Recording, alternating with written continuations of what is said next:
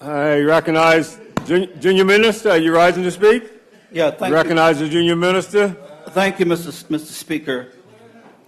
I wasn't going to speak, but I'm going to just speak for about two or three minutes on this. Mr. Speaker, there's a saying: we don't grow when things are easy. We grow when we face challenges. We don't grow when things are easy. We grow when we face challenges. And Mr. Speaker, there is no doubt that Bermuda over the years have faced many challenges. It was only about 2 years ago when the Trump tax, the corporate tax, was being reduced, and there was great concerns in our community as far as what was going to happen. Many meetings took place around the island between companies and, of course, the government on what the impact would this be if the taxes are being reduced. I think the corporate tax was about 20%. But, Mr. Speaker,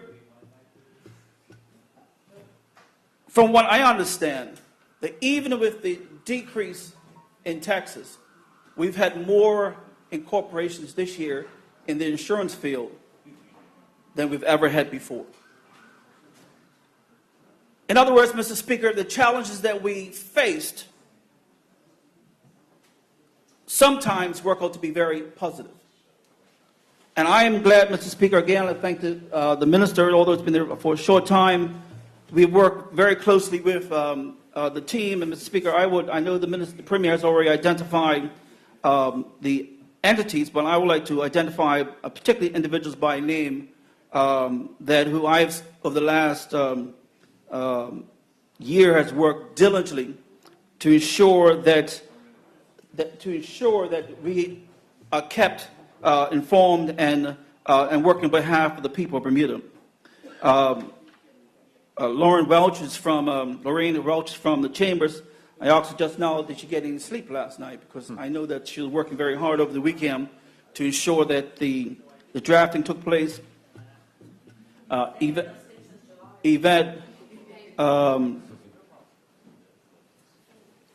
Pierre from BMA, Maxine Benz from Bermuda Development Unit, our own Wayne Braun, who I've worked very closely with for the last year and a half, the Assistant Financial Secretary. He's always on the phone. So if you see our cost for our telephone bill going up and travel, it's because Wayne has been working hard to ensure and keeping in front of individuals. So I don't expect anybody to complain when they see the traveling, because the Premier has been doing a lot of traveling out in Europe to ensure that we get our message out there. Phil Parentchief, who's been on board for a couple of weeks as an advisor, Pam Burrows from Finance, of course, the great Jeremy Cox of the BMA, the CEO, Kimberly Durant, who's probably sitting there in our London office listening to us, and, of course, Lydia Dickens. Mr. Speaker, we owe a great debt to these individuals, and probably more that were involved, who worked, like I said, around the clock. I know we had to make some changes last week to ensure that we complied.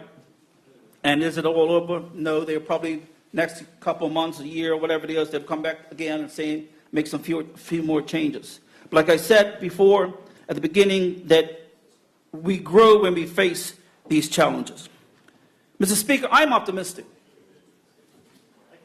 I'm very optimistic that despite these expectations by the EU, that we can benefit. Now, why do I mean that? Because it talks about that you have to have substance on the ground. And I want Bermudans to understand, and those substance means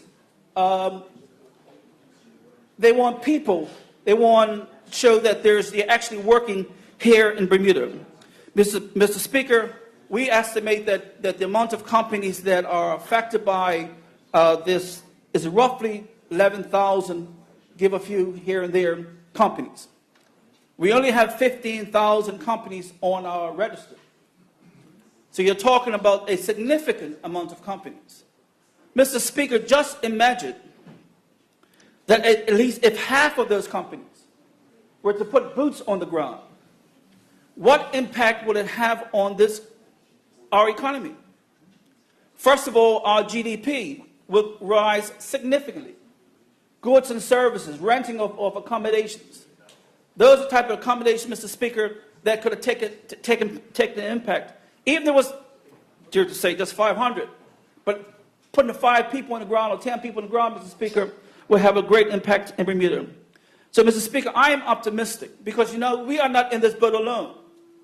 Cayman Islands, Jersey, Gibraltar. You cannot run.